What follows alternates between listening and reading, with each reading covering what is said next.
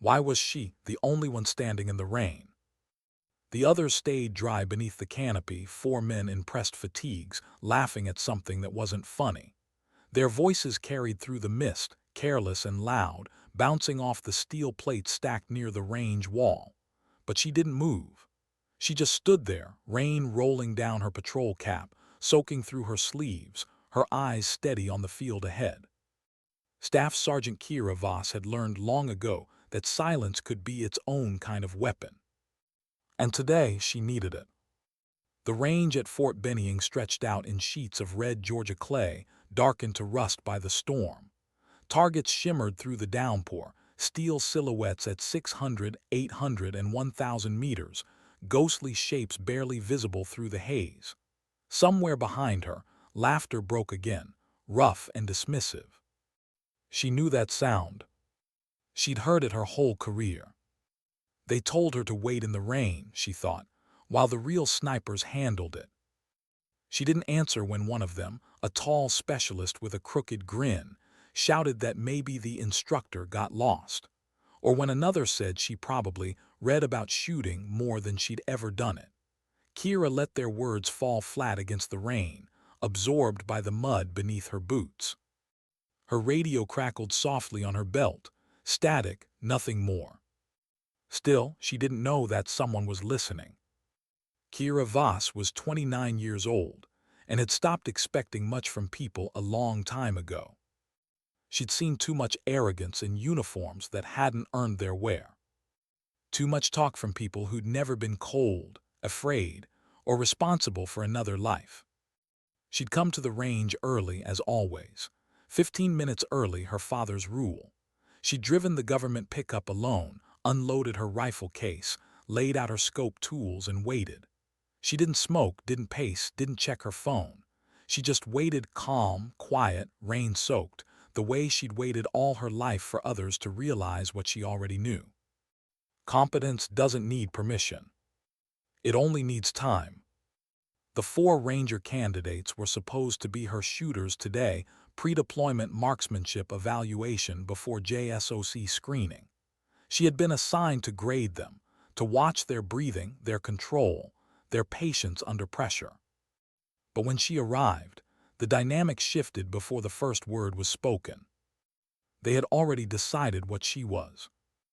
Durbin, the tall one confident in the way only the untested can be, asked if she was lost. Kelch, heavier, older, smirked and said maybe she should wait for the real instructor. Oakes said nothing, his eyes darting between the others. Ventress, the quiet corporal, only stared at her, not cruelly, just uncertain, as if trying to solve a problem he hadn't prepared for. Kira told them her name, her rank, her assignment. They didn't hear any of it. The rain thickened. She lifted her collar against it, voice low and calm. "We're shooting at 600, then 800, then a cold bore at 1,000, she said. "You'll have 5 minutes per target. Wind's variable. You'll call corrections." Durbin cut her off mid-sentence. "We know how to shoot, ma'am," he said, voice thick with mock respect. "Been shooting since I was a kid." Kelch laughed. "You ever actually shoot at these distances or just read the manual?" Ventress muttered something about calling the range OIC to confirm the schedule. Kira didn't argue. She didn't raise her voice. She just looked at them, that quiet, level gaze that made men twice her size look away first. "You can either shoot," she said softly, "or pack up and leave." Durbin smirked. "We'll shoot, but only if you show us how it's done first. Otherwise, we're wasting time." Her expression didn't change. "Fine," she said. "Set your targets." Oakes shifted uncomfortably, glancing toward her rifle case, maybe realizing too late that he might be standing on the wrong side of history. She walked back to the truck. The rain followed her like memory. Inside the case, her M2010 lay disassembled, its black steel gleaming even under the gray light. The weapon had been with her through 2 deployments, had crossed desert dust and frozen ridgelines. It wasn't a museum piece. It was an extension of her, simple, balanced, precise. Every scratch had a reason. Every reason had a cost. She ran her thumb along the barrel, checking for burrs, defects, imperfections. There were none. Her hands moved by habit, fluid, automatic, built on 1,000 hours of practice. As she worked, her mind drifted home. Eastern Montana, a ranch where the horizon stretched forever and the winters bit through bone. Her father, a Marine Scout sniper who never said much, but when he did, it mattered. He taught her to shoot when she was 7.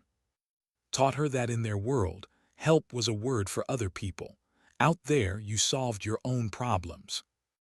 He'd hand her a .22, point at a rusted can 300 meters away, and say, "The wind doesn't care how you feel, kid, so learn to feel what it does." By 12, she could call wind drift on sight, read mirage lines like a second language, and adjust without a calculator. Her father never praised her. Praise wasn't currency on the ranch. He just handed her harder shots. At 18, she enlisted, passed RASP with scores that made instructors double-check the paperwork. By 24, she had a Ranger tab, an expert infantry badge, and a record no one in her battalion could touch. She'd saved lives in Helmand by taking a shot no one believed possible, 1,300 meters, crosswind, Mk248 Mod 1 load. She hit once, clean, 8 seconds of grace that brought her team home. And yet here she was, still standing in the rain, proving herself to strangers. Kira dropped prone behind the rifle, mud pressed cold against her elbows. She didn't mind. She ranged the target 1,000 meters. Steel torso, 18 inches wide, half lost in fog. She keyed the readings into her Kestrel calculated wind drift, 12 knots left to right, variable gusts. Adjusted her scope, 2 clicks right, 1 up. The rifle felt like memory. Durbin crossed his arms. Kelch smirked. Ventress leaned against the shed, watching.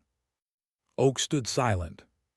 She inhaled, exhaled, let her heartbeat slow until she could feel the pause between beats. Then, a single break. Clean. Crisp. The round cut through the rain like thought itself. 1 second. A metallic ping echoed downrange. Then another. Then another. 5 rounds, 5 hits, center mass. 90 seconds. Kira rose slowly, her motion deliberate. She cleared the chamber, slung the rifle, and looked at them. No expression, no satisfaction, just calm. Durbin blinked first. Kelch's jaw tightened. Ventress looked downrange again, disbelief softening to something like respect. Oakes exhaled the breath he'd been holding. "Where'd you learn to shoot like that?" Oakes finally asked. Kira's reply was simple. "Montana," she said, "then Bennying, then downrain." That was when her radio came alive. A short burst of static, followed by a voice she hadn't heard in 2 years. "Voss, this is Hayes. You still on range complex Delta?" She froze for a second, then keyed the mic. "Affirmative, sir." Commander Hayes, SEAL Team 3. She worked with him in Syria, a joint interdiction op that had gone sideways fast. He'd been calm then too, even with rounds cracking overhead. Now his voice was calm again, but not casual. "We've got a problem," he said. "Our primary sniper down. We're 20 miles north, training Site Bravo.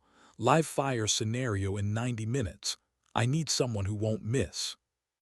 Kira's eyes flicked toward the canopy, toward the men who were finally realizing they'd underestimated someone they shouldn't have. "Sir, you're on range control net?" she asked.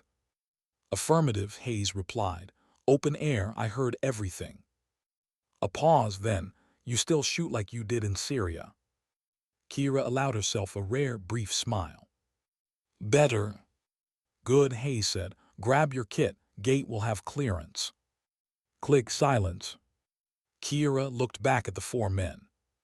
"Your evaluation's postponed," she said simply. "Reschedule through range control." Kelch opened his mouth to argue, but Ventress stopped him with a raised hand. "You serious?" he asked. She nodded, "Very." If we got a problem with that, Durbin said, trying to salvage pride. Call the OIC, Kira said, voice flat. Tell him why you spent 30 minutes talking instead of shooting. She turned, loaded her rifle case, and shut the tailgate. Rain dripped off her cap brim, tracing lines down her face that weren't tears, but carried the same weight.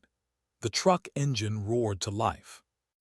As she pulled away, the four men stood in the rain, silent now, watching her disappear into the tree line. Later, one of them, Oakes, would look her up in the system. He'd find the service record, the deployments, the commendations, the shot that saved 2 lives in Helmand. And he'd realize what they'd stood beside and dismissed.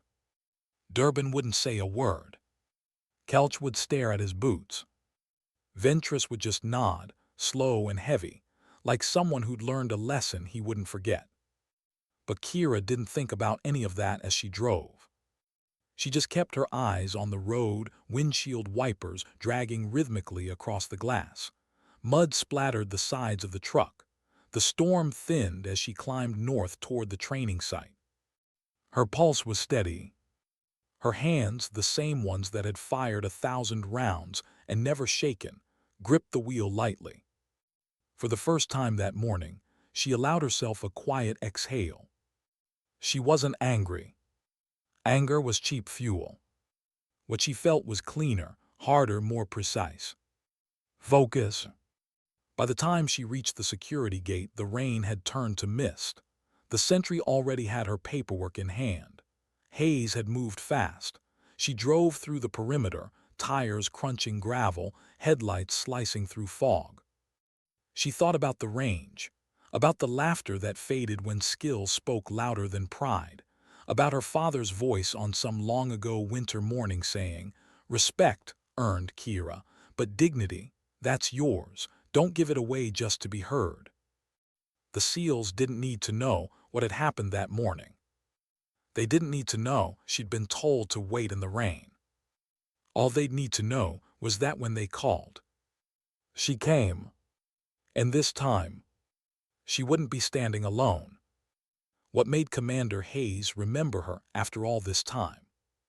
That question hung in her mind as she rolled through the outer gate and onto the gravel road that led into the SEAL training compound. It wasn't an ordinary range. It was a world behind the world where mistakes didn't make you start over. They made you disappear. The rain had eased into a low mist that clung to the pines and the ridgelines. A fog bank drifted over the valley below, swallowing the compound's floodlights until they looked like distant stars. The sound of rotor wash faded somewhere in the distance, probably an MH-60 doing lift drills. Kira parked near the operations tent. A figure stepped out from under the awning before she even cut the engine. "Still like to make an entrance, huh?" he said. Commander Nathan Hayes. 6 feet of lean calm, the kind of presence that didn't have to prove anything. His uniform was damp, his eyes sharp, and his expression unreadable except for the faintest twitch of relief. "Sir," Kira said, stepping out. Her boots sank into the wet gravel. "You said you needed a shooter." He gave a small nod.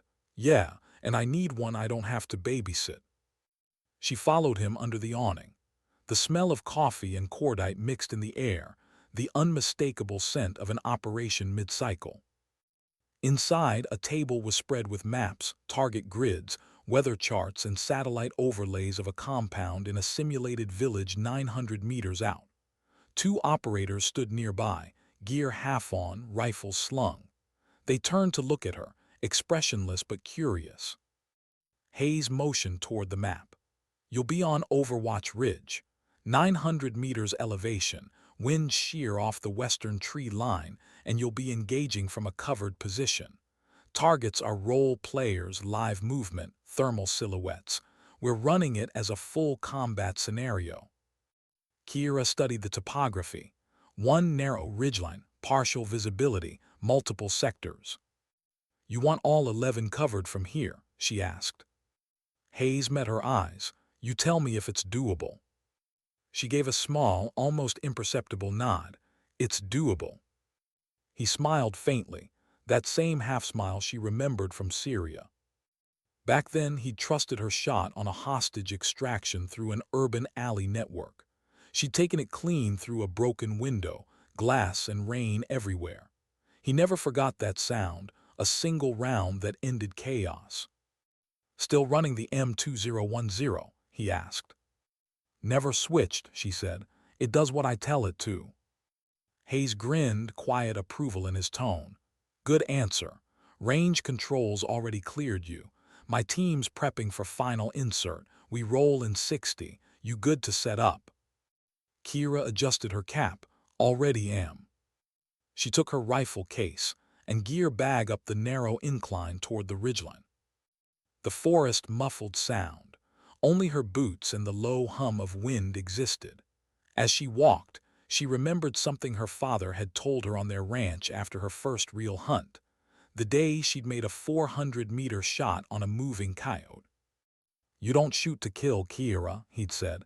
"You shoot to finish what you started. The difference matters." That lesson followed her into every mission she ever took. It was the voice behind every breath, every trigger break, every silence that followed. When she reached the ridge, she paused. From here, the valley opened up below, the mock compound glowing faintly under floodlights, each building a stage for someone else's training. The distance, the wind direction, the barometric drop, she read it all like scripture. She unpacked her rifle, checked the scope 0, calibrated her kestrel, and noted wind gust intervals. Then she lay prone, adjusted the bipod, and let the world fall away until there was only her heartbeat, her breath, and the faint whisper of rain moving through leaves. She was home again, not the kind with walls or comfort, but the one with silence and focus. The kind where she never had to explain herself. The SEAL element moved in just after dusk. Over the radio, Hayes's voice came through clear. "Overwatch, this is actual. Radio check." "Solid copy, actual," Kira said. "Wind 12 left to right, gusts variable. Range confirmed 900. "Copy, we're stepping off." She watched them through the scope, 6 dark shapes ghosting through the fog, moving like water over uneven terrain. No wasted motion. No hesitation, professionals. She tracked their path until they disappeared behind a tree line, then shifted her focus to the compound. She marked her sectors, south roof, vehicle bay, east wall. Then she waited. Minutes passed, then motion. A figure stepped onto the roof, thermal outline bright against the dark. Kira adjusted 2 clicks, compensated for wind drift, and exhaled. 1 heartbeat, 1 breath, 1 trigger press. The steel target clanged, center mass. "Overwatch, 1 down," she whispered. Hayes's voice returned calm. "Copy, continue." The rhythm built. One after another, she cleared targets before they could even register movement. The SEAL team advanced without compromise. Each shot was clean, invisible, surgical. But somewhere in the middle of that precision, she felt something she hadn't in a long time. She wasn't just proving herself, she was remembering herself. 2 hours later, the range was silent again. 11 targets, 11 clean hits. The scenario clock hit 0, mission complete. Hayes's voice came through the radio, low and steady. "All stations end exercise. Overwatch, stay put. I'm on my way." She unloaded her weapon, cleared the chamber, and rested her cheek on the stock. The wind brushed her face. The rain had stopped entirely now. Only fog remained, thick and silver under the moonlight. For a long time, she just listened, to the quiet hum of the world after chaos. It was the only sound she trusted anymore. Hayes climbed the slope 10 minutes later. He carried no weapon, just a clipboard and a grin that didn't need words. "You still don't miss," he said. Kira sat up, unsnapping her ear protection. "You asked for results." "And I got them," he said. He handed her a canteen. "Hydrate, you've been lying in wet mud for 3 hours." She took it without comment, sipped, and nodded toward the compound below. "Your team's solid, clean movement, tight timing." They're good, Hayes said, but it only works because of people like you. She met his gaze, people like me. The ones who don't care who gets the credit. For a moment, silence again. Only wind and the soft creak of her sling. Then Hayes said, "You know, I heard the whole thing, the chatter this morning." She didn't reply. He continued, "I wasn't planning to. I was just on the range net doing equipment checks. Then I hear those candidates talking like they've already got the world figured out. Then I hear your voice, calm, no ego, just patience." He paused, studying her. "Reminded me of Syria. You remember that night?" She did. The chaos, the broken radio, the window glass exploding into rain. She remembered the sound, the kind that never left you. "I remember," she said. "You took that shot while the rest of us were still arguing on comms," Hayes said. "You didn't wait for permission. You just knew. That's rare." Kira didn't know how to answer that, so she didn't. She'd never been good at compliments. Silence was easier. Hayes glanced toward the valley. "You ever think about transferring? SEAL teams could use shooters like you." She smiled faintly. "You don't have enough coffee for that paperwork." He laughed, the easy kind of laugh only two people who'd been through something together could share. "Fair enough," he said, "but offer stands." They walked back toward the compound in near darkness. For the first time in years, Kira felt seen. Not admired, not praised, just understood. And that meant more than she'd admit. At the operations tent, a few of the younger SEALs glanced her way, the kind of look soldiers give when they recognize competence without needing the story behind it. One of them even nodded. Small things, but they mattered. Hayes poured her a cup of coffee from the metal dispenser and leaned against the table. "Range control already filed your results. 11 for 11. No margin error. I sent the log to Bennying. Figured your co might want to know what you were doing while everyone else was laughing under a canopy." Kira raised an eyebrow. "That necessary?" He shrugged. "Sometimes truth deserves a paper trail." It was past midnight when she finally got back in the truck. The compound lights glowed behind her in the mirror, soft, distant, fatting. She didn't turn on the radio. She didn't need to. Her head was clear, her pulse steady. Somewhere between mile marker 9 and the base perimeter, she caught herself smiling, not wide, not visible even in the reflection, just a small flicker at the edge of her mouth. Because deep down, she knew what had really changed tonight. She hadn't earned anything new. She'd simply reminded the world who she already was. The next morning at Fort Bennying, a message waited in her inbox. Range scheduler. Subject: reevaluation request, Class Delta candidates. All 4 names: Durbin, Kelch, Ventris, Oaks. Requested date: next week. Requested instructor: Staff Sergeant Kira Voss. Attached were 3 apology memos routed through their chain of command. Simple words, no excuses, just acknowledgement. Kira read them all without reaction. Then she closed the email, finished her coffee, and looked out the window toward the range. Some lessons, she thought, weren't meant to be shouted. They were meant to echo, like a shot ringing through rain. That afternoon, she walked the same muddy path as before, boots sinking into red clay. The air smelled different now, lighter, cleaner, almost forgiving. The clouds had cleared, and sunlight broke through the pine branches like gold dust. She ran her hand over the rifle case, her reflection faint in the black steel. Somewhere inside, she could still hear Hayes's voice. "The ones who don't care who gets the credit." She smiled to herself. Maybe that was enough. Maybe dignity wasn't something you chased. Maybe it was what stayed when everything else washed away. When the 4 candidates arrived, they stood straighter than before. No jokes, no half-smiles. Just quiet respect. Kira said nothing about the week before. She didn't need to. She just gave them their course of fire, adjusted her scope, and let the silence do the teaching. Because some truths don't need speeches. They just need distance, wind, and one perfect shot. Why did the air feel different this time? It wasn't just the weather.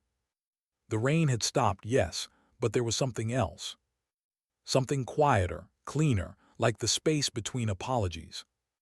When Kira Voss stepped back onto Range Delta a week later, she noticed the way the men stood. Back straight, helmets squared, weapons clean. No laughter, no whispers, no sideways looks. Respect doesn't arrive with noise, it arrives with silence.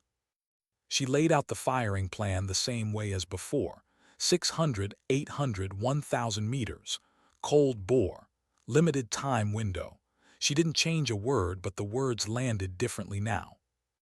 Durbin listened, really listened.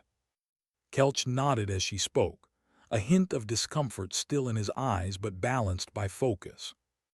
Ventress stood motionless, absorbing every syllable like scripture. Oakes, the quietest of the four, had a faint smile of recognition, the kind that said he'd been waiting for this chance to make things right. They didn't know it, but Kira had already forgiven them. Not because they'd earned it, but because she needed her peace more than she needed their regret. The first shots cracked through the still air. Each man worked his rifle with the nervous precision of someone who didn't want to disappoint. Not her, not themselves. The smell of powder drifted across the line, sharp and metallic. Targets rang downrange, faint pings echoing across the valley. Kira watched them through her spotting scope, her voice steady and even. Wind shifting left, call your corrections. Slow your breathing, don't fight it. Let the rifle surprise you. They obeyed not out of fear but respect, the kind earned the hard way, the kind that doesn't fade after one lesson. By the end of the day, all four passed their qualification. Oakes hit expert. Ventress came close. Kelch and Durbin cleared their thresholds solidly. When the final target clanged, they lowered their rifles in near unison. Four men who finally understood that silence could teach louder than pride. Kelch stepped forward. Staff Sergeant, I was wrong. Kira didn't respond right away. She just looked at him, rain still glistening on her jacket from the earlier drizzle. You learned, she said softly. That's what matters. He nodded, relief flickering across his face. Durbin tried to speak next, but words failed him. He just extended his hand. Kira shook it once, firm, professional, clean. No speeches, no long reconciliations. Sometimes the lesson wasn't about what you said. It was about what you didn't repeat. Later that night, the range lights dimmed and the compound slipped into stillness. Kira sat alone in the armory, cleaning her rifle. The rhythmic sound of the cleaning rod against the bore echoed like heartbeat and breath combined. She always said that a rifle's soul was in its maintenance, how well you cared for it when no one was watching. Her reflection shimmered faintly in the barrel's polish. And behind that reflection, ghosts. She thought of her father again, the ranch, the wind across the open fields, the small kitchen radio that played static and country songs at dawn. He'd passed when she was 21, a heart that gave out under a Montana winter sky. The world had gone quiet after that, too quiet.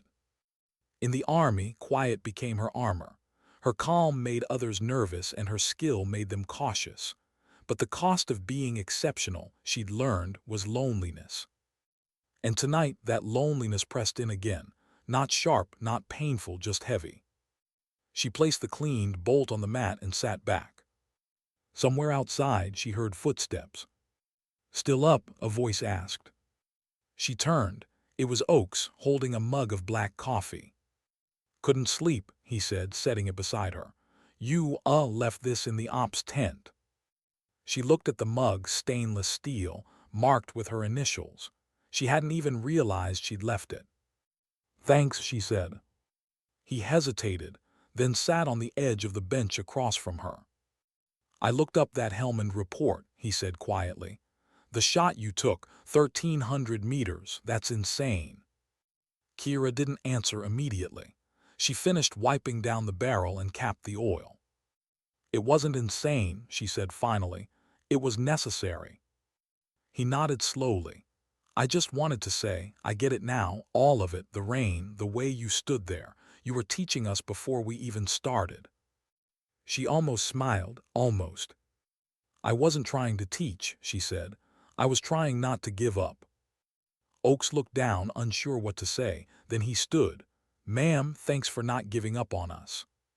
When he left, she sat in silence again. The mug still steamed beside her, heat against the cold metal table. She whispered, mostly to herself, we all get left in the rain sometimes. The trick is coming back dry. 2 days later, the call came. She was on the range again when her radio buzzed with the secure channel ID she hadn't seen in years. Bravo Actual. Commander Hayes. Voss, you copy? His voice came through sharp but composed. Copy, she said, shielding her mic from the wind. You sitting down? He asked. I'm on the firing line, sir. Good enough, he said. We've got something real this time, not training, not simulation. Kira's heartbeat slowed. She could tell from his tone this wasn't a drill. Mission parameters, she asked. Undisclosed over open channel. Need to know briefing. You're on the short list, Hayes said. We're assembling a composite team, mixed branches. Operation Fireline. She frowned. Fireline, haven't heard that code before. You wouldn't have, he said. It's fresh. JSOC level, multi-theater. You'll be attached under my operational authority if you accept. She was quiet for a moment. Then why me? There was a pause on the other end, the kind that carried more meaning than words. Because, Hayes said softly, I've seen you under pressure. And because you don't chase glory, you chase precision, that's what I need. Her eyes drifted toward the tree line. The wind had picked up again, long grass bending, clouds moving low. She could almost hear her father's voice in that wind. The right thing never asks if you're ready. I'm in, she said. By nightfall, her orders were printed. Temporary attachment to Naval Special Warfare Command under Commander Nathan Hayes. Location, classified. Duration, undetermined. When she packed, she moved with her usual precision, folding each uniform tight, securing her optics, checking and rechecking every magazine, every strap. The act itself was calming, ritualistic. But beneath the routine, something stirred. A quiet electricity, not excitement, something deeper, purpose. It wasn't about redemption anymore. It was about relevance, about being part of something that mattered again. As she zipped the final pouch, a knock came on her door. Ventra stood there, clean-shaven, squared away but clearly nervous. Ma'am, he said, I heard you're shipping out. Kira turned, surprised. Where'd you hear that? He shrugged. Rumors move faster than trucks on this base. She didn't answer, just waited. He hesitated. I just wanted to say thank you for last week, for giving us another shot. I'm not sure I would have done the same. You would have, she said. You just didn't know it yet. He nodded, exhaling. Good luck out there, Staff Sergeant. As he walked away, Kira felt something shift, not dramatic, not cinematic, just human. A quiet bridge built where mockery once stood. The transport plane lifted off before dawn. Kira sat in the rear seat, headset on, duffel at her feet. The engines roared, drowning thought. Hayes sat across the aisle, reading from a tablet. When their eyes met, he gave a single nod. You sure you're ready for this? He asked over the comms. Kira smiled faintly. Doesn't matter if I am. You said it yourself, precision, not glory. He chuckled, fair enough. The plane banked east. Through the small round window, Kira saw the clouds stretch in endless layers, sunlight breaking through like the world was being reborn below them. She thought about the range, the rain, the faces of the 4 candidates standing drenched in realization. How strange that a moment of dismissal had become the doorway to something greater. Hayes glanced at her. Something on your mind? "Just thinking," she said, "about how sometimes the storm's not punishment, it's proof." He tilted his head. "Proof of what?" "That you can stand in it and not break." Hayes smiled slowly. "I'll drink to that." Hours later, the aircraft descended toward an unmarked coastal facility, gray buildings clinging to cliffs above dark water. The kind of place the public wasn't supposed to know existed. As they landed, she could see operators moving gear, vehicles idling, the scent of sea and diesel blending in the air. It felt familiar but different. This wasn't a range. This was a doorway back into the real world, where shots mattered and silence meant survival. Hayes led her toward a hangar. Inside, a dozen operators were prepping. Maps, thermal drones, satellite overlays. He pointed toward a corner table stacked with long cases. "Your station's there. We brief in 30. Kira set her pack down, opened her case, and assembled the rifle. The same old rhythm. Bolt, scope, suppressor, torque. Every motion precise. Every piece exactly where it belonged. Like her. When she lifted the rifle to her shoulder and sighted through the glass, everything else fell away. Noise, doubt, history, all of it. Through the scope, the world sharpened. And in that clarity, the faint reflection of her own eyes stared back. Outside, waves broke against the rocks like distant artillery. Inside, the mission clock started counting down. She didn't know what was coming yet. But she knew one thing for certain. No one would ever tell her to wait in the rain again. Why did the room go quiet when she walked in? Kira had felt silences before, the kind that came from doubt, or arrogance, or both. But this silence was different. It was heavier. It carried consequence. Inside the concrete-walled briefing room, a single projector threw pale light across a table crowded with men who'd been in too many places they couldn't talk about. Navy, Air Force, agency, a mix of accents, scars, and watchfulness.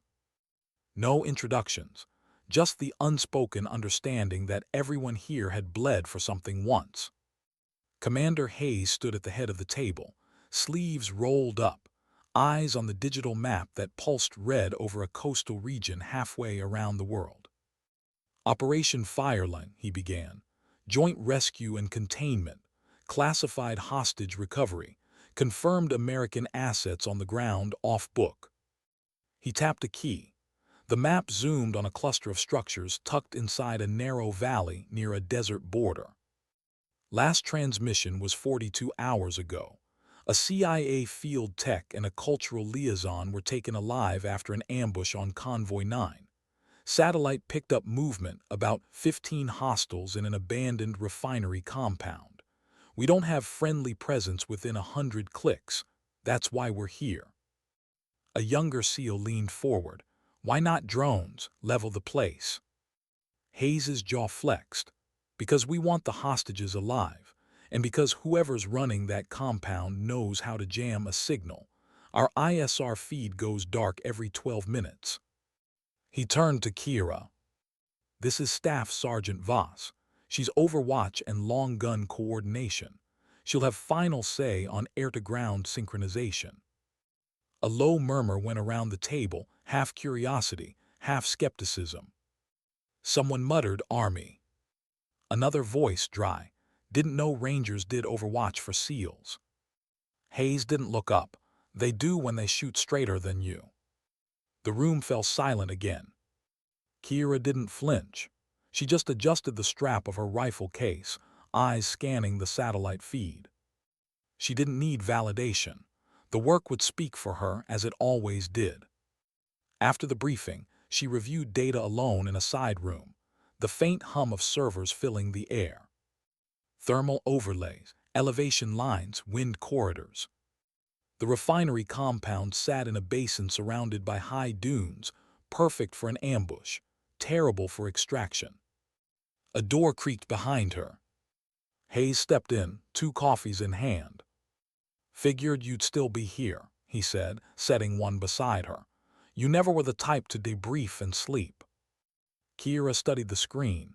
"This valley's a funnel. Wind shear from both sides. Shots past 800'll drift like crazy. He sipped his coffee. You'll find the rhythm, you always do. She turned toward him. What aren't you telling me, Commander? He hesitated, just enough to confirm her suspicion. Then we think there's a second group. Russian contractors, maybe rogue GRU. They're not just guarding, they're buying time. For what?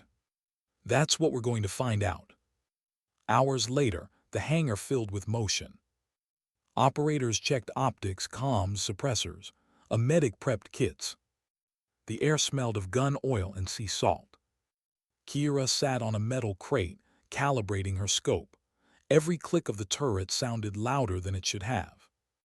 The sniper team assigned under her command approached, 2 shooters and 1 spotter, all SEALs.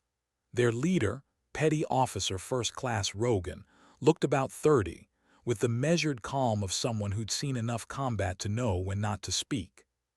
He extended a hand. Ma'am, heard stories. Stories, she asked. Yeah, he said. Guy from Bennying Range Control said you can split a playing card at 1,000 meters. She almost smiled. I prefer steel plates, cards are sentimental. He grinned, and just like that, the tension cracked a little. The flight out was silent. Night vision goggles cast green over tired eyes.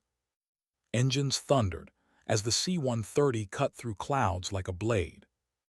Nobody spoke more than necessary, the way soldiers do when they already know too much could go wrong. Kira checked her watch. Local time 200. ETA 35 minutes.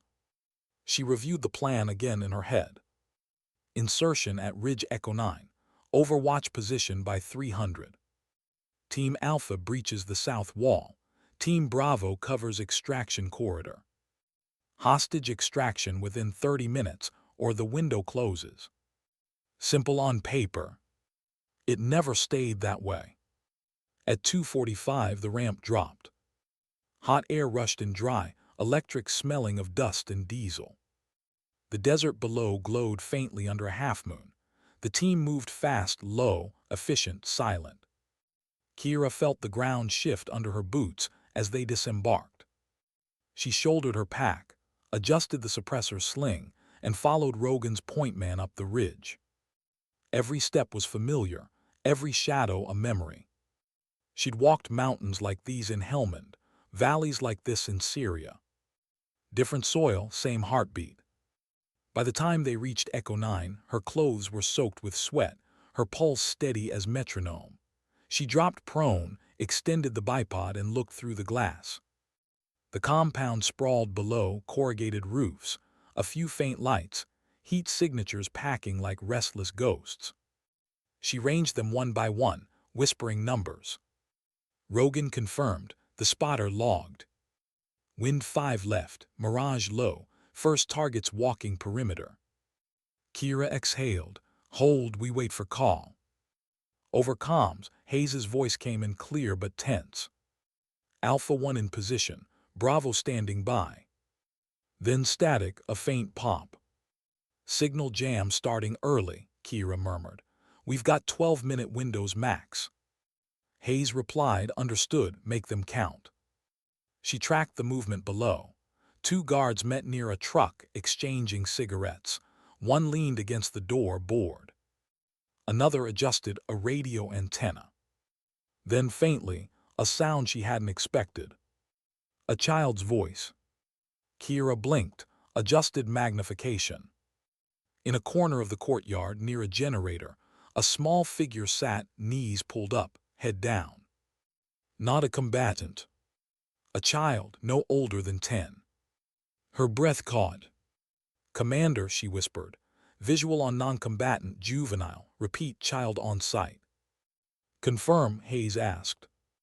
Confirmed. Negative hostile posture, unknown relation to targets. Static hissed again. The feed flickered. Hayes's reply broke in half. Adjust plan, extract, coordinate. Then silence. The signal was gone. For the next 11 minutes, she was alone with her decision. Through the scope, she watched the guards rotate. weapons slung carelessly, unaware of how close death hovered. She could clear them, 2 shots, maybe 3. But if she did, the child might run, might draw attention, might die in the crossfire. Her training screamed, follow the plan. Her conscience whispered, plans don't bleed, people do. She waited. The spotter glanced at her. Orders. She shook her head. Hold. He frowned but obeyed. At exactly 12 minutes, the comms crackled again. Overwatch actual copy. Solid copy, she said. Change of sequence, Hayes said. Alpha delayed. You have discretion for first engagement if it compromises the corridor. Kira's jaw tightened. Understood. The guards moved again. One drifted too close to the wall. She tracked him, breath slow, heartbeat calm. He reached for a flashlight.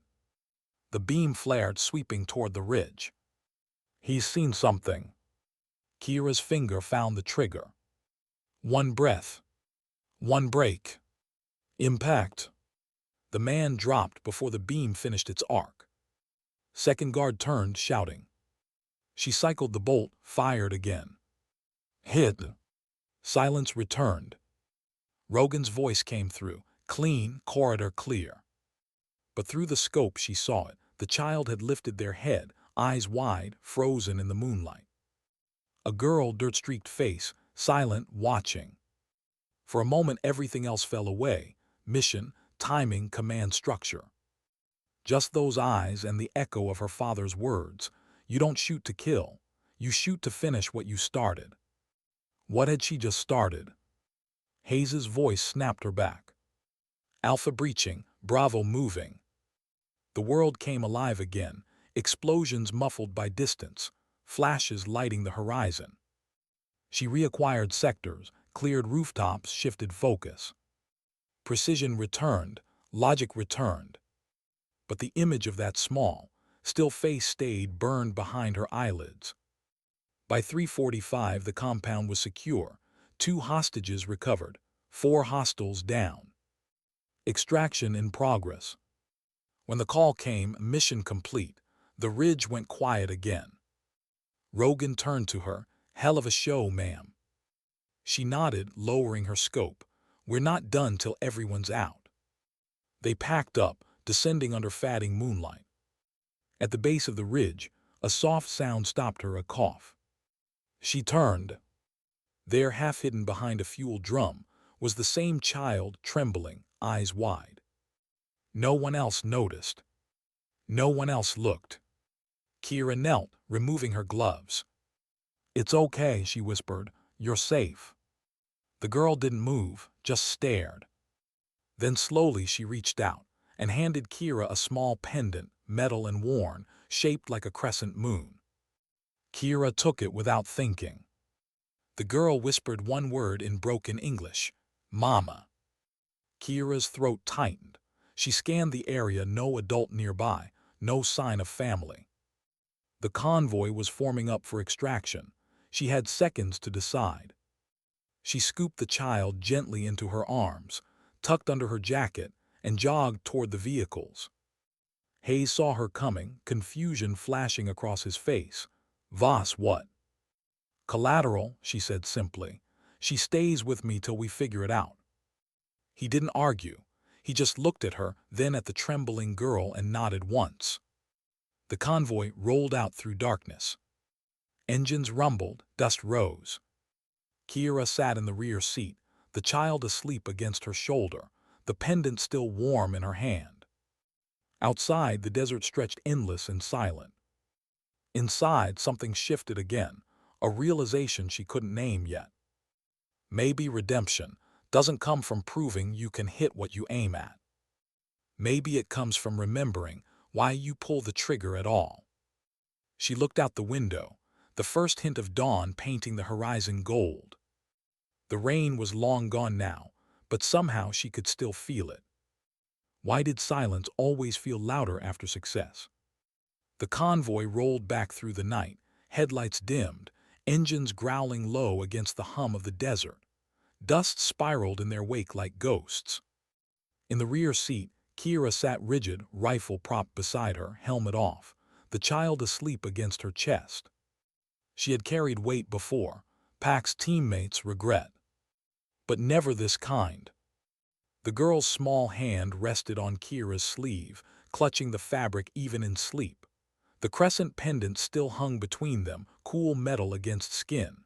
Kira looked down at it, not the shine, but the scratches. Tiny marks of something loved once, maybe lost now. Across from her, Hayes watched quietly. He didn't speak until the headlights from the lead truck flickered across his face. "You good?" he asked. Kira's voice was low. "Define good." He nodded, understanding. "We got the hostages, no friendly losses. That counts." "Does it?" she said softly. He looked at the girl. "You did right bringing her." "She shouldn't have been there," Kira said. "None of them should have." Hayes leaned back, rubbing a hand over his jaw. "There's always something we don't see until it's too late." Kira didn't answer. She stared out the window, the horizon just beginning to bleed pale orange with dawn. The desert looked endless, indifferent. She wondered if her father would have said the same thing, or if he'd have called it what it was, a failure wrapped in procedure. By the time they reached base, the sun had risen fully. Heat shimmered off the tarmac, baking the salt into the air. The hangar smelled of oil, sweat, and that faint metallic tang of adrenaline fatting. Operators unloaded gear, debrief forms circulated, and medics checked vitals like clockwork. Business as usual. Except it was. Kira carried the child to the med bay. The girl had woken halfway there, quiet but alert, eyes too old for her face. When a Navy medic approached, she recoiled instantly, clutching Kira's sleeve again. "It's okay," Kira said gently. "They're just here to help." The medic hesitated. "We'll run vitals, get her cleaned up. She's dehydrated, maybe mild shock. We'll find her ID." Kira handed over the pendant reluctantly. "Keep that with her." As she turned to leave, the girl whispered again that same fragile word. "Mama." Kira froze mid-step. She didn't look back, couldn't. If she did, she wasn't sure which of them would break first. The debrief started 2 hours later, in a windowless room that smelled of coffee and exhaustion. Folding chairs, a projector still warming. Hayes stood at the front, voice steady, posture straight. Operation Fireline complete.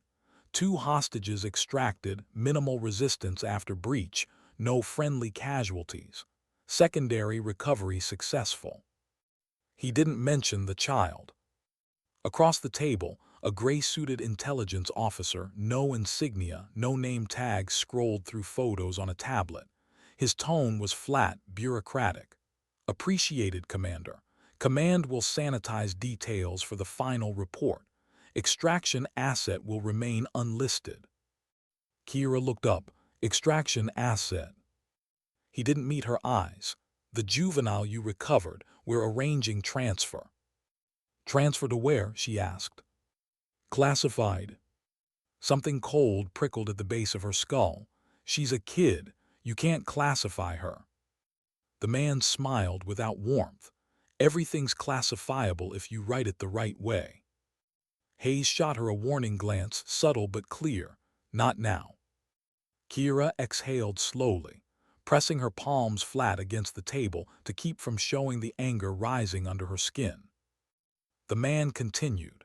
"You'll submit your rifle logs and environmental data for ballistic review. That's all we need." He stood to leave. Hayes followed him out into the hall. Their voices faded, low, tense, clipped. Kira sat alone in the room for a long minute, staring at the empty chair across from her. For the first time in years, she felt something she hadn't let in since Hellman: doubt. That night the facility was quiet. Too quiet. Kira couldn't sleep. Every time she closed her eyes, she saw the girl again, crouched near the generator, moonlight on her face, the tiny tremble in her hands. She could still hear that whisper, "Mama." She finally gave up on rest and walked, boots silent on the concrete floor, rifle left behind. The med bay was dimly lit, monitors humming softly. She paused at the doorway. The bed was empty. Only the blanket remained, folded perfectly, the pendant gone. She turned toward the duty nurse. "Where's the child who was here?" The nurse blinked, confused. "The one you brought in. I don't know. Someone signed her out an hour ago, 2 men from Intelligence Division. They said Commander Hayes authorized transfer." Kira's chest went tight. Hayes didn't mention that.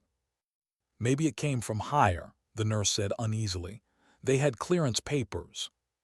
Kira didn't respond. She just walked out fast. She found Hayes in the comms tent, hunched over a terminal. "Where is she?" Kira demanded. He looked up, caught off guard. "Who?" "You know who, the girl." His expression shifted, not guilt exactly, but fatigue. "They took her an hour ago. I tried to stop it. They overrode me." "Overrode you," she said. "You're the mission commander." He sighed. "Not anymore. Not when they decide it's theirs." Kira stepped closer. "What are they hiding?" Hayes rubbed his temples.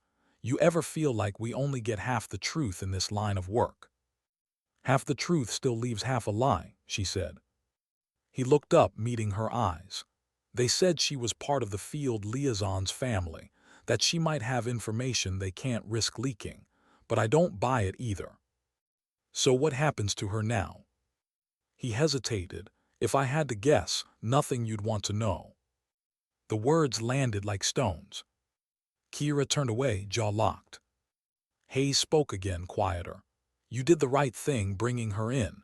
Don't lose sleep over what happens next." But she already knew she would. 3 days passed. Fireling was wrapped, classified, buried. New rotations came in. The facility shifted to another operation like nothing had happened. But Kira couldn't let it go. Every morning she checked her comm logs for updates, nothing. Every night she saw the pendant glinting in her mind like a question she couldn't stop asking. Where was that child now?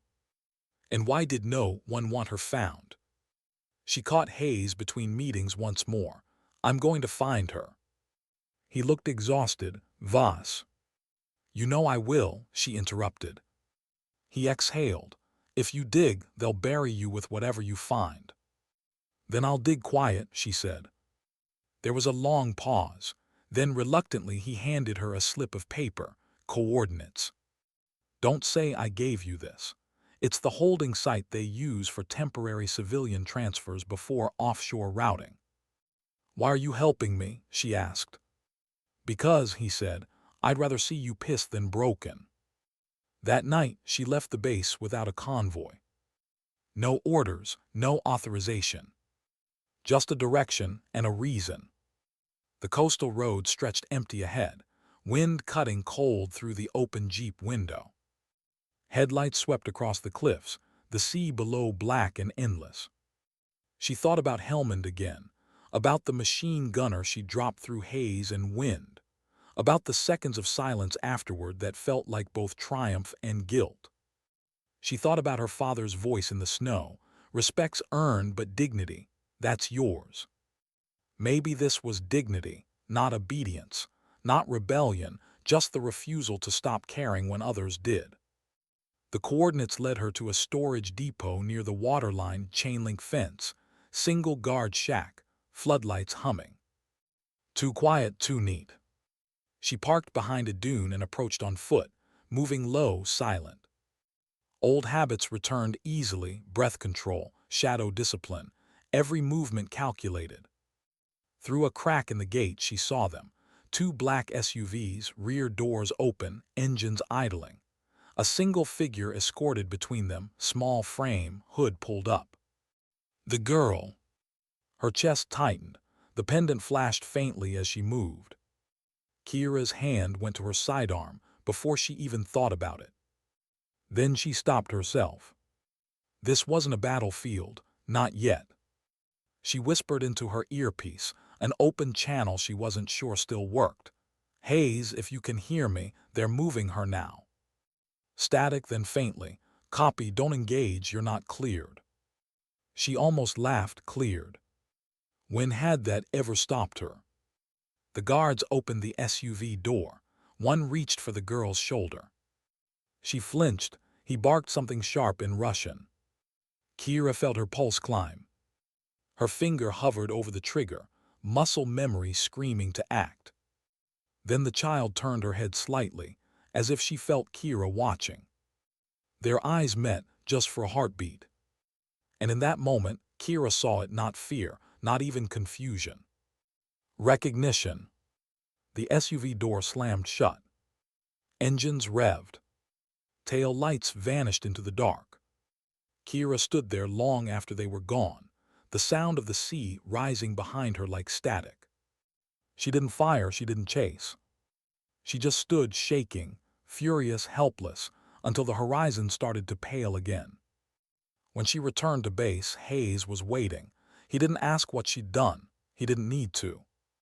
He just looked at her and said, "They'll come asking questions soon. I'll cover what I can." Kira nodded, too tired to argue. "She looked right at me," she said quietly. Hayes swallowed hard. "Then she knows you tried." She sat down, burying her face in her hands. Trying doesn't count for much, does it? Hayes placed a hand on her shoulder, not as a superior, but as someone who understood the weight of unfinished things. "Sometimes," he said softly, "it's the only thing that does."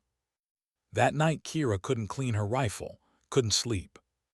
She sat at her bunk with the empty mug Oaks had once brought her, staring at the chipped metal rim. She thought of all the things soldiers are taught to carry: duty, pain, precision. But no one ever mentioned guilt, or how heavy it was when it was silent. Outside, waves slammed the cliffs. Inside, she whispered into the dark, "I didn't leave her."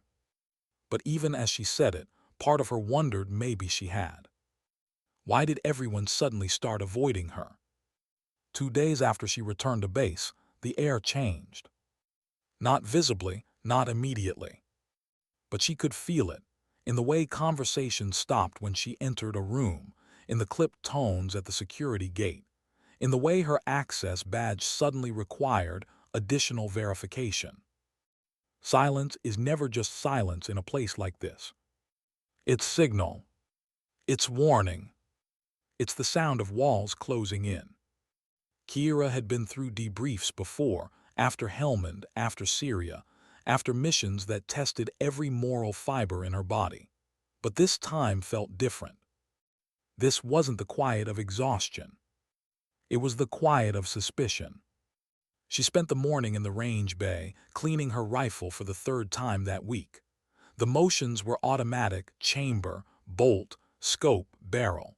Each one gave her an excuse to think without thinking. The door opened behind her. Bootsteps. A familiar voice. "Staff Sergeant Voss," said Commander Hayes. She looked up. His expression was composed, but his eyes weren't. There was strain there, the kind you can't hide. "They're calling us in," he said quietly. "Command review now." The conference room was colder than it needed to be. Metal chairs, fluorescent lights. 3 officers she didn't recognize, 2 in navy khaki, 1 in a dark civilian suit, sat at the far end of the table, papers spread neatly before them. Hayes and Kira stood across from them, like defendants in a trial without charges. "Staff Sergeant," the civilian began, voice smooth as glass. "We've reviewed the after-action reports for Operation Fireline. There are discrepancies." "Discrepancies," Kira repeated evenly. "In your engagement timeline. Specifically, a 12-minute communication blackout between 2:40 and 2:52. That blackout was confirmed by range telemetry," Hayes interjected. "Signal interference from the jamming field." The man didn't look at him. His gaze stayed fixed on Kira. "And during that window, 2 unauthorized kills were logged, perimeter sentries outside the engagement directive." She met his stare without blinking. "If I hadn't taken those shots, the assault team would have been compromised." "So you acted without confirmation." "I acted within intent," she said. There's a difference. The man's smile was polite. Intent is subjective, Staff Sergeant. Survival isn't, she replied. The air in the room seemed to tighten. The questioning went on for over an hour. Every decision, every angle, every bullet. They asked as if precision could be criminal, as if saving lives required justification. But it wasn't the questions that bothered her, it was what they didn't ask. No mention of the child. No acknowledgement that she'd ever existed. When the session ended, one of the officers collected her statement file. "That'll be all," he said. "You're on restricted duty until further notice. Don't leave base." Kira nodded once, understood.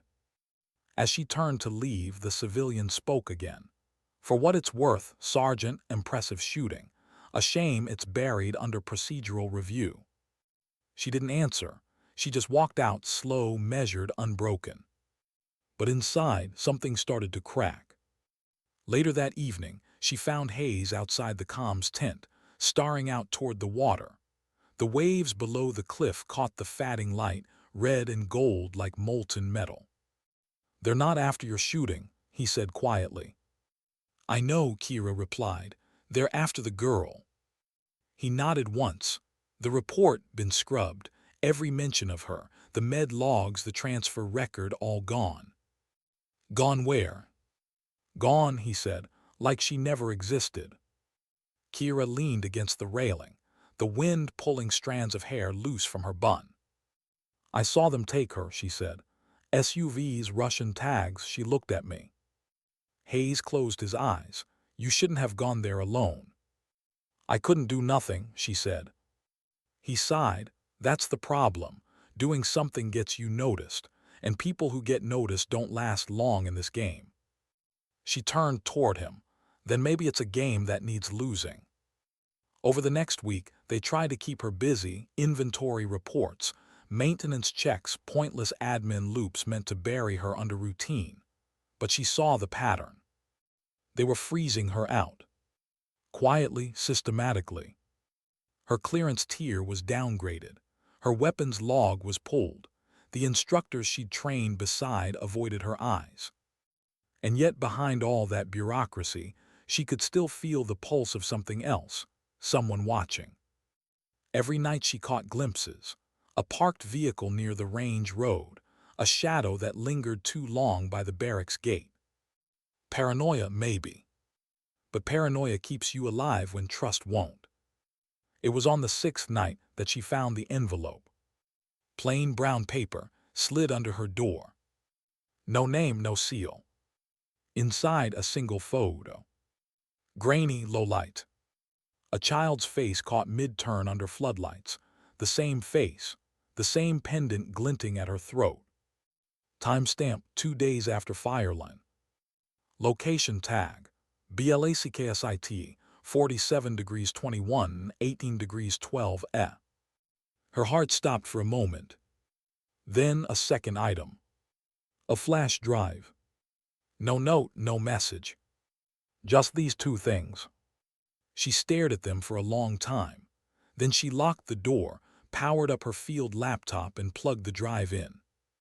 Encrypted. But whoever had sent it knew she'd know how to break it.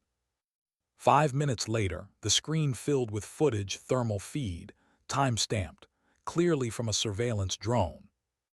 It showed the same refinery compound after they'd left. A second team arrived within hours.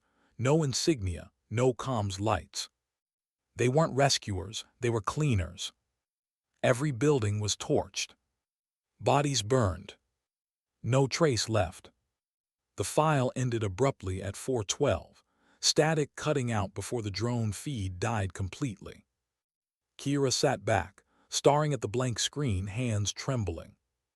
The next morning, she went looking for Hayes. He wasn't in the mess, or the hangar, or the comms tent. Finally, she found his office door ajar, desk empty, locker cleared. A young lieutenant passing by stopped when she asked. "Commander Hayes was reassigned this morning," he said. "No details. Orders came from D.C." Kira felt the air leave her lungs. Reassigned. which in certain circles meant erased politely. That night she stood on the cliff overlooking the ocean. The horizon was a thin red line between water and sky. Wind whipped at her jacket, salt stinging her face.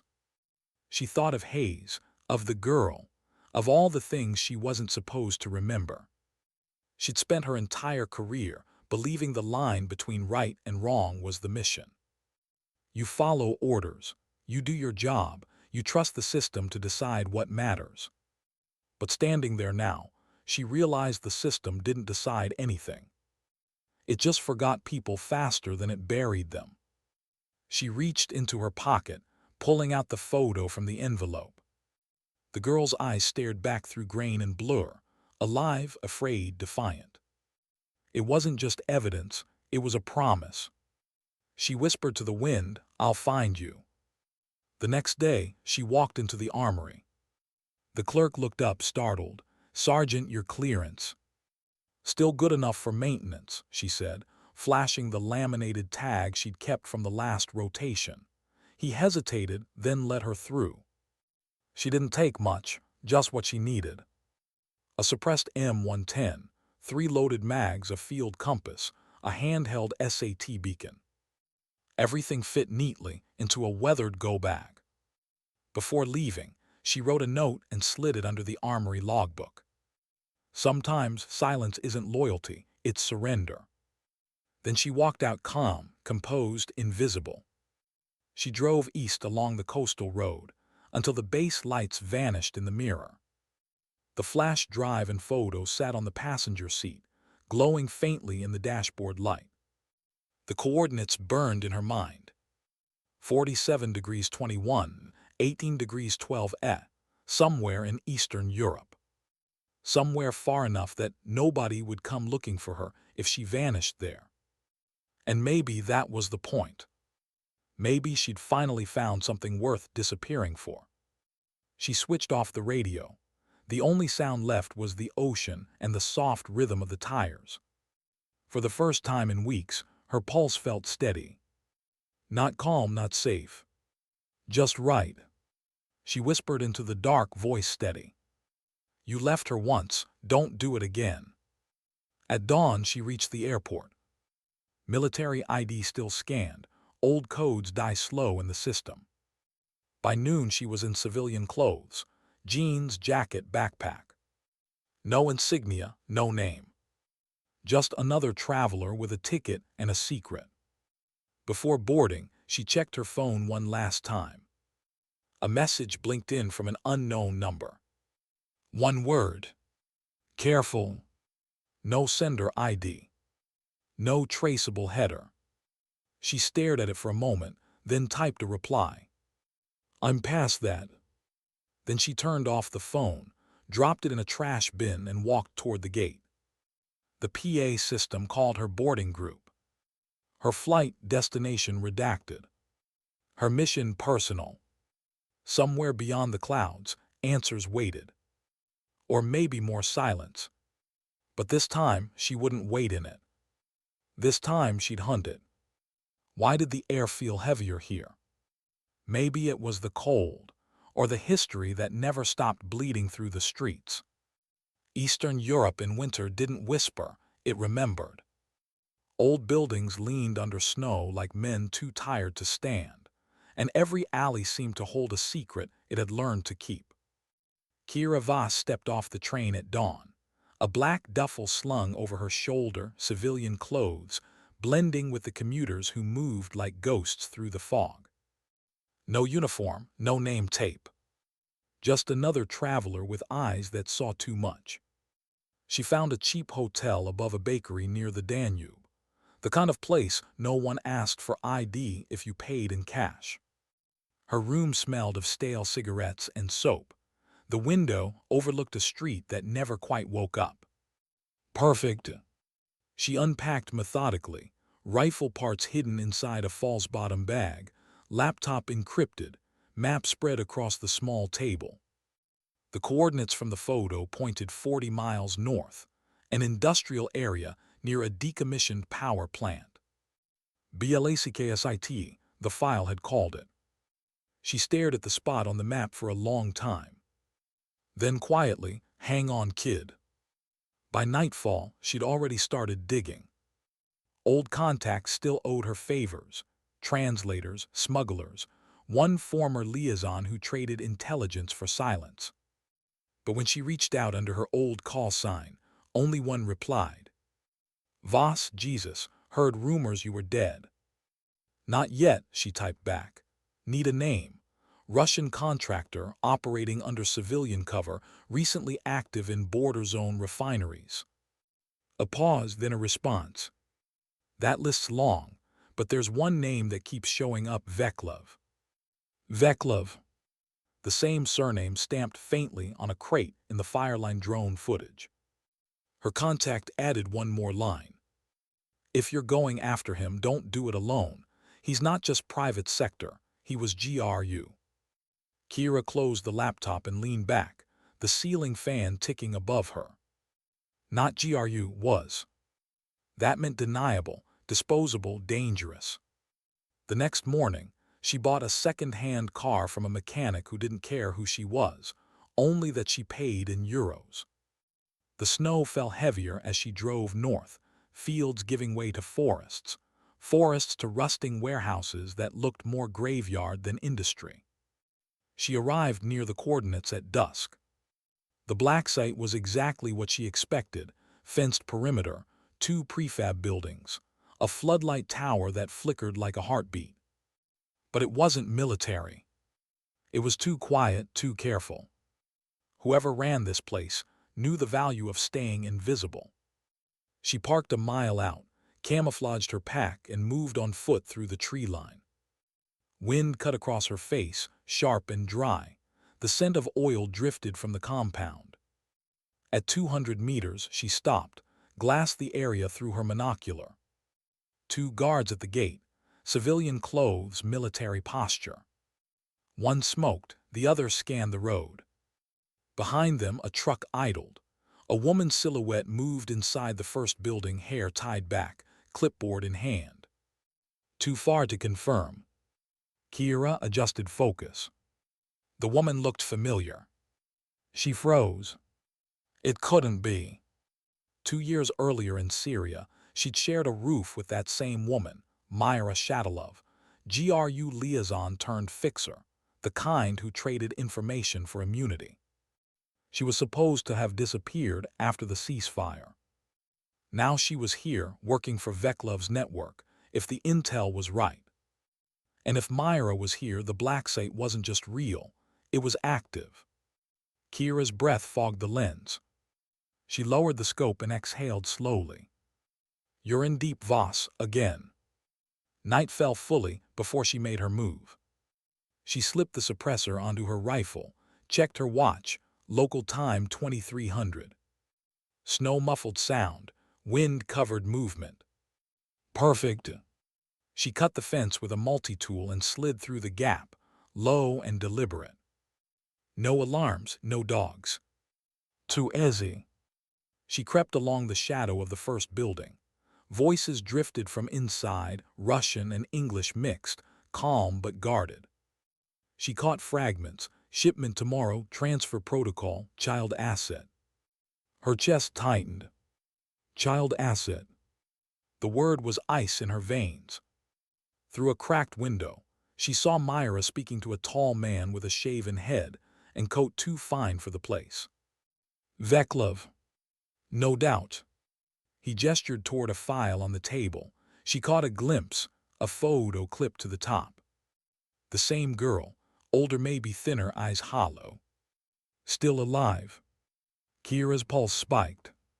She leaned closer, every instinct screaming to move now, to end it. But she forced herself still. Patience wins fights emotion can't. Then Veklov spoke in English, calm, deliberate. "The American wants results. She'll have them tomorrow. Then we're done here." The American. Kira frowned, another player. Myra asked something in Russian. Veklov's answer came with a faint laugh. "She started this, she'll end it. Everyone pays for curiosity." They left the room. The lights dimmed. Kira slipped around the back and peered through a second window. Inside cells, 5 of them. 4 empty, 1 occupied. A figure sat on the floor, hands bound. Small, too small. Her breath caught again. Oh God. The girl lifted her head, eyes glinting in the dark. Recognition. Shock. Then something else, trust. It was her. Kira moved fast but quiet. She found a side door padlocked, shot it clean with the suppressor, and slipped inside. The smell hit first, damp metal and disinfectant. Her boots left faint prints in the dust. When she reached the cell, the girl flinched. Kira knelt, whispering, "It's me, remember." The girl blinked, hesitant, then nodded slowly. Kira cut the zip ties with her knife. "We're leaving." The girl hesitated, pointing toward a desk in the corner. A folder lay there, marked with a series of letters, Echo 9R. Kira grabbed it on instinct, tucking it into her jacket. She didn't know what it was, but her gut said it mattered.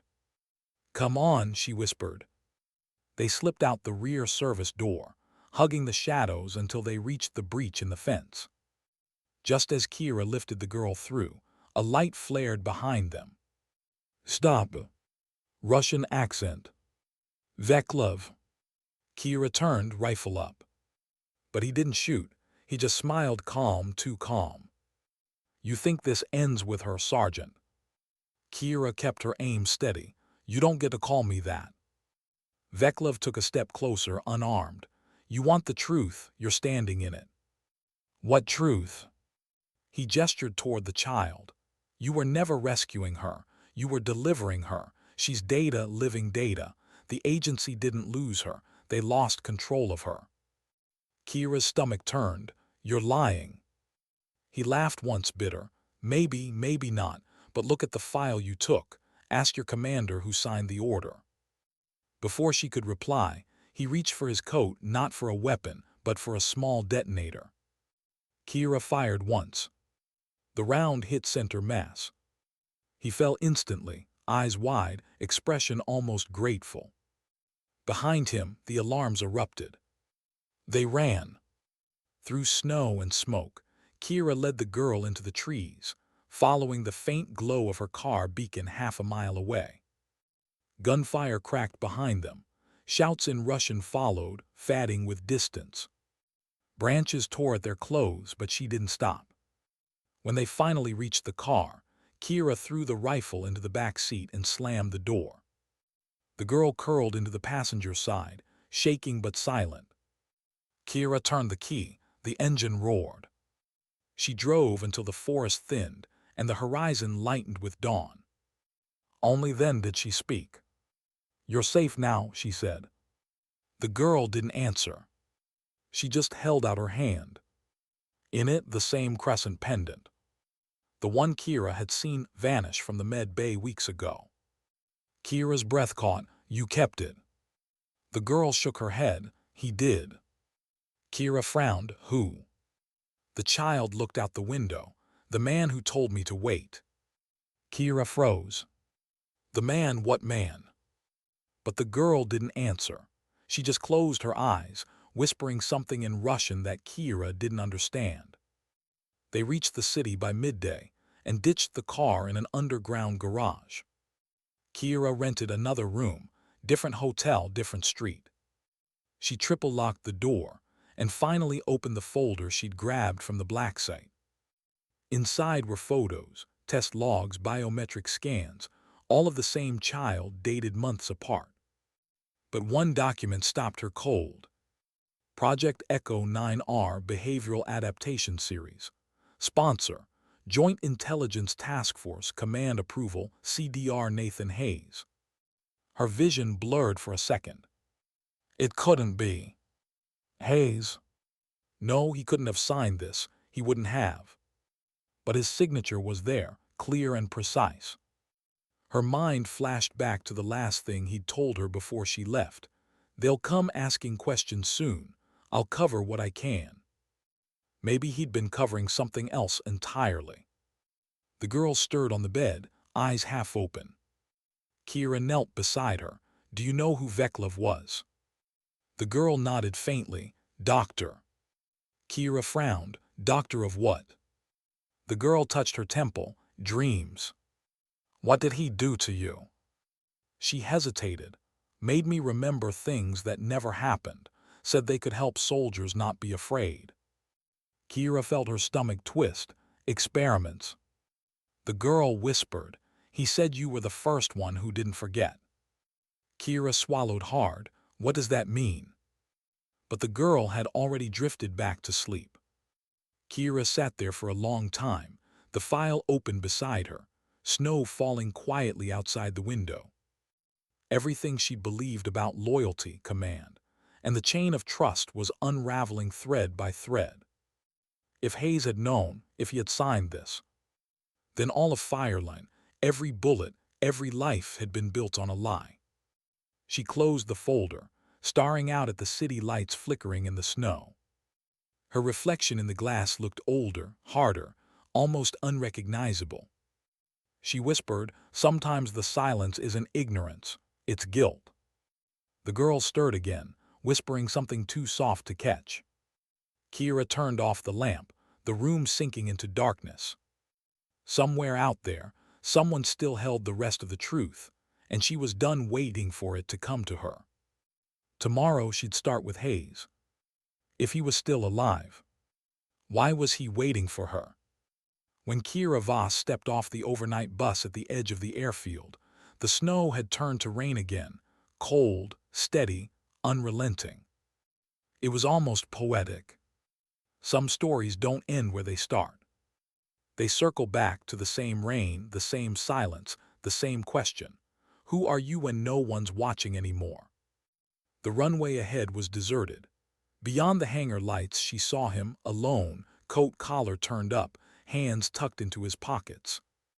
Commander Nathan Hayes. He hadn't changed much. The same calm stance, the same eyes that could read a battlefield without a word. But now those eyes looked older. Tired.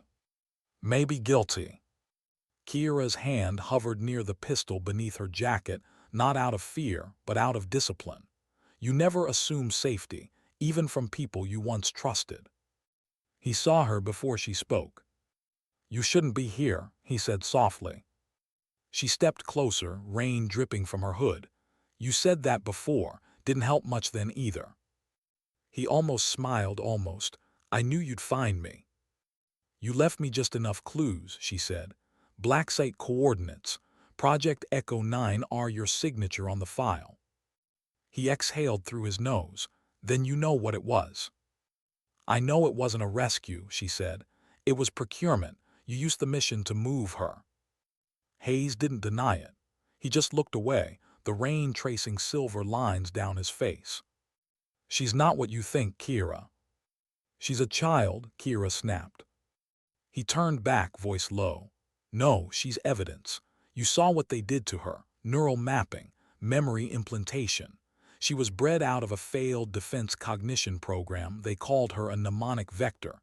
She remembers everything she's told to remember. They used her to store field intel, encrypted biologically. You think the Russians wanted her for sympathy? I don't care what they wanted, Kira said, her tone hard as stone. She's human. Hayes took a step forward. You think I didn't fight this? You think I didn't try to shut it down? Then why's your name on the order? Because someone had to sign it to make it traceable, he said. Someone had to make sure it could be found later. Kira studied him, the lines in his face, the tension in his jaw. You're telling me you forged your own damn guilt. I'm telling you, he said, that not all signatures mean obedience. They stood in silence for a long moment. Wind cut across the tarmac, carrying the scent of jet fuel and rain-soaked metal.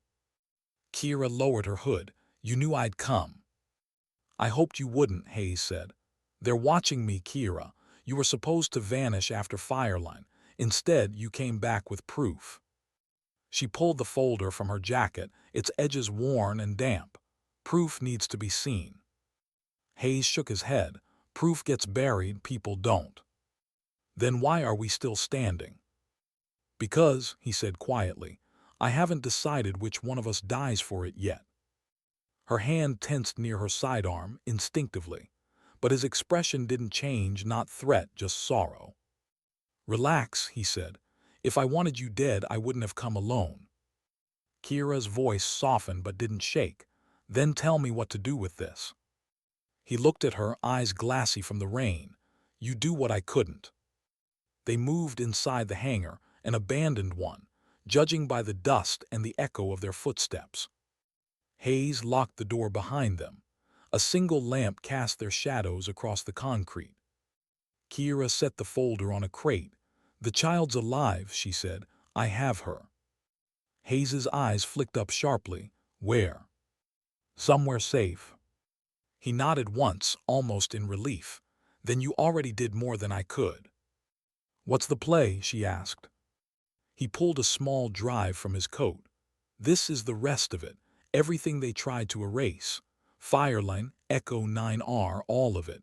Every document they buried behind false tags. She frowned. Why give it to me? Because I'm compromised, he said, and you're not. That's debatable. He half smiled. You're still you. You still believe there's a difference between right and convenient. That's rarer than loyalty these days. Kira studied him for a moment, then asked quietly, Why me, Hayes? Why did you even call me that morning at Bennying? He hesitated. Because you were already listening. She blinked. What? The range net, he said. You didn't know it, but the line you keyed into wasn't just comm traffic. It was the same channel Echo 9R used for monitoring calibration. When you answered, you tripped their feed. They heard your voice, your precision. They wanted you for the program. Her pulse spiked. They wanted to use me. He nodded. They thought you'd be the perfect host if she failed. Kira took a step back, nausea twisting in her gut. So Fireline wasn't random. It never is, he said. For a long moment, neither spoke. Then Kira said quietly, What happens now? Hayes looked down. If we expose it, you'll vanish. So will I. The girl won't survive the chase. They'll spin it as rogue activity, foreign interference, the usual story. So you're telling me to bury it? I'm telling you to decide which truth you can live with, he said. The one that changes nothing, or the one that costs everything. She looked at the drive in his hand, the weight of it, invisible but enormous. It wasn't just data. It was damnation compressed into silicon. You sound like a man who's already chosen, she said. He met her eyes. I chose the day I called you in the rain. Outside, thunder rolled. The storm had moved closer. Rain hammered the tin roof like distant gunfire. Kira's hand brushed the drive, then froze. You said proof gets buried. Maybe not this time. Hayes sighed. Kira, listen to me. No, she said. You listen. All my life I've been told to stay in my lane, to wait for orders, to earn respect from people who never meant to give it. I waited in the rain once. Never again. He didn't stop her when she pocketed the drive. He just said softly, You can't save everyone. I only need to save one. He nodded slowly. Then go before they find me. She turned to leave. He called after her. If they trace this, they'll come for you first. She paused at the door. Then they'll find out I shoot better in the rain. By dawn, she was gone. The city blurred past the car window, gray towers dissolving into open road. The girl slept beside her, curled beneath a blanket. Kira's eyes stayed fixed on the horizon. She thought about all the missions she'd survived, all the orders she'd followed without question. She'd always believed discipline was its own kind of faith, that if you followed it long enough, it would make sense of the world. Now she knew better. Faith doesn't live in orders, it lives in choices.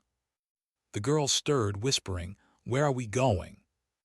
Kira smiled faintly, Somewhere quiet. Will they find us? Kira looked out at the rain-slick highway, stretching endlessly ahead. Not if they keep underestimating me. Hours later, they stopped at a border crossing, a sleepy checkpoint half forgotten by time. Kira handed over 2 passports. The guard scanned them lazily, eyes glazed from routine. "Mother and daughter?" he asked, tone indifferent.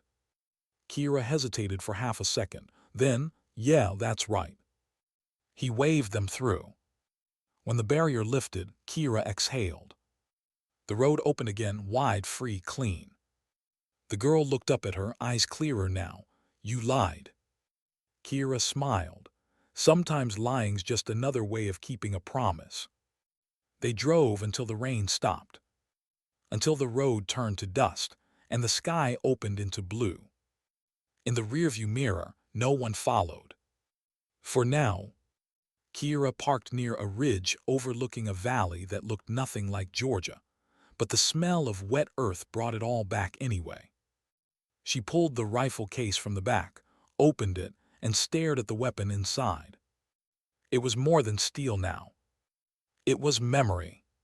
She thought about Hayes, about what he'd done and what he hadn't. Maybe he'd been telling the truth, maybe he hadn't. But in the end, it didn't matter. He'd given her a choice, and she'd made it. She reached into her pocket, pulling out the drive. The sun caught it, small, insignificant, world-ending. Then she dropped it onto the dirt and crushed it under her boot. The girl flinched. "Why?" "Because sometimes," Kira said quietly, "the truth isn't freedom, it's fire." They stayed there until sunset, watching the sky turn gold and violet over the valley. The wind smelled of rain, but carried no threat now. Just calm. The girl turned toward her. "What will we do now?" Kira smiled faintly. "We live, that's enough." The girl thought for a moment, then reached for her hand. "Can I ask something?" "Sure." "Were you scared when you came back for me?" Kira looked out at the horizon, terrified. "Then why did you do it?" Kira didn't answer right away. She just smiled, small, sad, proud. "Because no one should ever be left in the rain." Night fell slowly. The first stars appeared, faint and trembling. Kira built a small fire, the warmth flickering across her face. The girl fell asleep beside her, head resting against her arm. In the distance, thunder rolled again, but softer now, like a memory retelling itself one last time. Kira looked up at the stars and whispered, "Sometimes dignity doesn't speak, it simply acts." She leaned back against her pack, eyes heavy, heart steady. For the first time in years, she didn't feel watched or judged or forgotten. Just alive. And when the wind shifted, carrying the scent of rain across the valley, she didn't flinch. She just closed her eyes and let it fall.